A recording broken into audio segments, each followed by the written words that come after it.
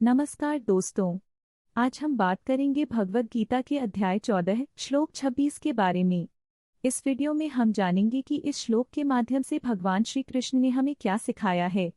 अगर आपको हमारा कंटेंट पसंद आए तो कृपया लाइक और सब्सक्राइब करें।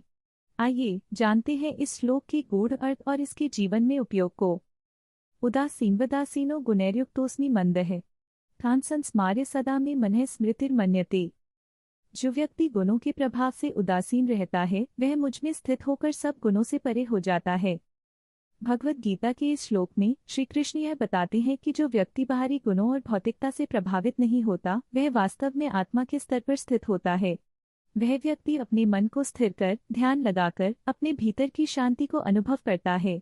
ऐसे व्यक्ति को सभी प्रकार की कठिनाइयों और संघर्षों का सामना करना आसान होता है।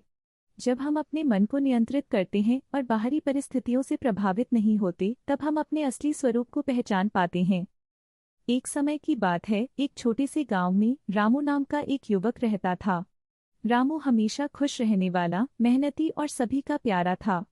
लेकिन गांव में एक समस्या थी। हर साल बारिश कम होती थी और फसलें खराब होती थीं। गांव वाले बहुत चिंतित रहते थे। एक दिन गांव के लोग इकट्ठा हुए और चर्चा करने लगे। इस बार भी बारिश नहीं हुई, हमारी फसलें बर्बाद हो जाएंगी, एक व्यक्ति बोला। रामू ने सबको सुना और कहा, भाइयों, चिंता करने से कुछ नहीं होगा, हमें धैर्य रखना चाहिए। गांव के मुखिया ने कहा, लेकिन रामू, तुम कैसे जानते हो कि हमें क्या करना चाहिए? रामू ने मुस्कुराते हुए कहा, भगवान श्री कृष्ण ने कहा है कि हमें गुणों के प्रभाव से उदासीन रहना चाहिए। अगर हम अपने मन को स्थिर रखेंगे तो किसी भी समस्या का सामना कर सकते हैं। गांव के लोग थोड़े हैरान हुए, लेकिन उन्होंने रामू की बात मान ली। उन्होंने मिलकर मेहनत करने का निर्णय लिया।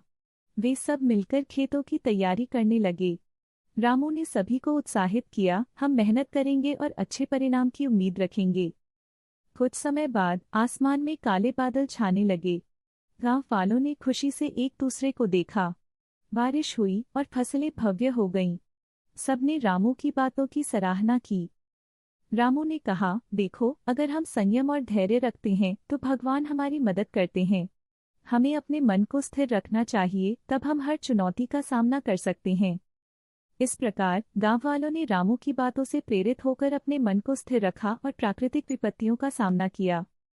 दोस्तों, इस कहानी से हमें यह सीखने को मिलता है कि जब भी हम किसी कठिनाई का सामना करें, हमें धैर्य और संयम बनाए रखना चाहिए। अगर आपको यह कहानी पसंद आई हो तो कृपया लाइक और सब्सक्राइब करें और आगे भी ऐसे ज्ञानवर्धक वीडियो के लिए जुड़े रहें।